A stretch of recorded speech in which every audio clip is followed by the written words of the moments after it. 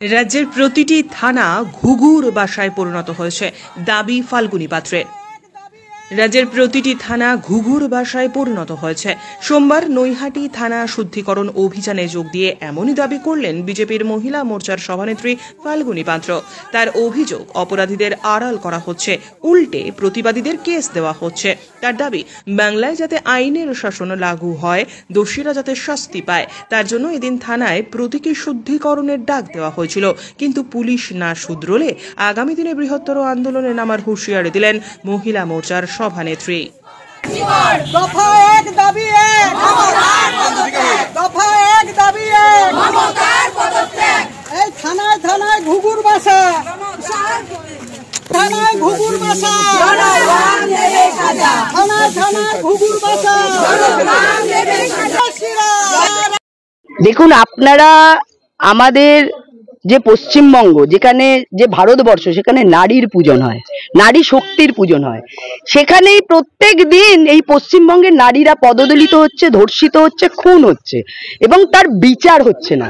এবং সেই বিচার হচ্ছে না কেন?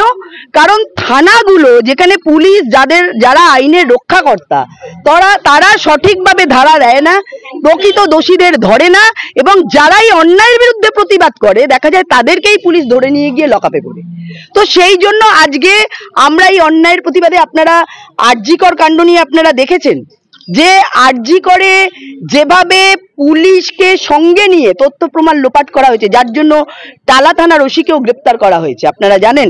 তো এই রকম বহু পুলিশ সমস্ত জায়গায়, শুধু আরজিকর নয়, সমস্ত জায়গায় যে ঘুঘুর বাসা রয়েছে, যে ধরনের পুলিশি কর্মকাণ্ড রয়েছে, যেভাবে তৃণমূলের দলদাসে পুলিশ পরিণত হয়েছে, সেই জন্য আমরা থানাগুলোতে গঙ্গাজল এবং ঝেঁটা দিয়ে প্রতীকী শুদ্ধিকরণ করেছি, যাতে তারা যেরকম লেখাপড়া শিখে পুলিশ হয়েছেন। আমরা জানি অনেক নিচুতলার পুলিশ হতে চান না, কিন্তু তাদের ঊর্ধ্বতন কর্তৃপক্ষের নির্দেশে তাদের মানতে হয়। কিন্তু আমরা চাই যে তারা যেন শিরদাঁড়া সোজা রেখে প্রকৃত দোষীদের শাস্তি দেয়, এবং যারা অন্যায়, যারা খুন করছে, যারা ধর্ষণ করছে, যারা বোমাবাজি করছে, তাদের যেন পুলিশ সাজা দেয়। যদি না দেয়, তাহলে আমাদের এই আন্দোলন আরো বৃহত্তর থেকে বৃহত্তর হবে।